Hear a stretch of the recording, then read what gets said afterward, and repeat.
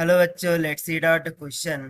Question says a battery of 6 volt is connected to the circuit as shown in below. The current I drawn from the battery is. So आप diagram में देख सकते हैं कि 6 volt की battery इस circuitry को connected है through the resistance of 2 ohm. So हमें जो फ्लो होने वाला करंट आई है उसका मान क्या होगा वो यहाँ पर निकालना है। तो चलिए स्टार्ट करते हैं हम सोल्यूशन से। But before of its let's talk about the key concept which we are going to use here for this question. So हम सिंपली यहाँ पर वेट स्टोन ब्रिज का कॉन्सेप्ट यूज करने वाले हैं जिसके द्वारा the ratio of P by Q equals to हो आर बाय एस। यदि P by Q equals to R by S, so middle branch से फ्लो होने वाला जो करंट होता है वह जीरो के इक्वल हो जाए। ये पता चलता है हमें by the Wheatstone bridge. और ऐसा क्यों होता है? बिकॉज यदि P बाय क्यू तो हो जाए R बाय एस के, सो उस टाइम पर ब्रिज को बैलेंस माना जाता है और बैलेंस ब्रिज की वजह से जो मिडल की ब्रांच हो जाता है जीरो। सो इसी सेम कंसेप्ट का हम यहाँ पर यूज करना है। सिमिलरली सेकंड कंसेप्ट हम यहाँ पर यूज कर लेंगे ओम्स लॉ का, says that V is equal to I into R, जहाँ पर I करंट है और R रेजिस्टेंस को दर्शाता है। तो सबसे पहले तो यदि मैं यहाँ पर देख, तो हम मान लेते हैं ये P है, ये Q है, ये R है और ये S है।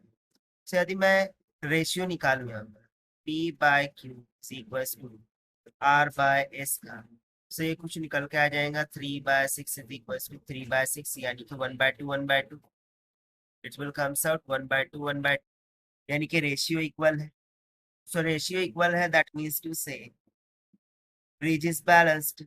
और यदि ब्रिज बैलेंस है तो ये जो 5 ओम रेजिस्टर है इससे फ्लो होने वाला करंट क्या हो जाएगा? जीरो के इक्वल। दैट मीन्स टू से कि ये जो सर्किटरी है इसमें ये 5 ओम रेजिस्टेंस है ही नहीं। It can be remove from the circuit. और जैसे ही हम 5 ओम रेजिस्टर को इस सर्किट से निकाल लेंगे तो ये जो 6 ओम रेजिस्टर है ये इस वाले 6 ओम रेजिस्टर के साथ सीरीज में कनेक्ट हो जाएंगे। उस तरीके से ये 3 ओम रेजिस्टर सीरीज में कनेक्ट हो जाएंगी राइट हैंड साइड वाले 3 ओम रेजिस्टर से।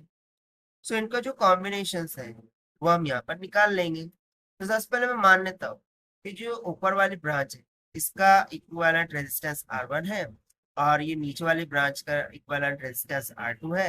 सो by using the formula of equivalent resistance, जो R1 है that will be equals to, ऊपर वाली रेजिस्टेंस कितनी है 3 सो हम एडिशन कर देंगे क्योंकि रेजिस्टेंस सीरीज में कनेक्टेड है। तो 3 + 3 कितना हो जाएगा 6 ओम की। उस तरीके से जो लोअर ब्रांच है वो दोनों भी एक दूसरे के साथ सीरीज में कनेक्ट हो जाएंगे, that is 6 + 6, so this will comes out equals to 12 ohm resistance. Now finally यदि हम देखें तो ये R1 एंड R2 ये एक दूसरे के साथ पैरेलल में कनेक्ट हो जाएंगे। तो जो फाइनल R इक्विवेलेंट होगा, the final R equivalent that will be equals, यदि दो रेजिस्टेंस पैरेलल में कनेक्टेड हो तो उनका फॉर्मूला क्या हो जाता है R1 into R2 divided by R1 plus R2। So this will be equals to 6 into 12 divided by 6 plus 12। So ये इक्विवेलेंट निकल के आ जाएंगी 6 ohm। It will comes around 6 ohm। But as per the question, we need to find the current flowing throughout the battery, that is I।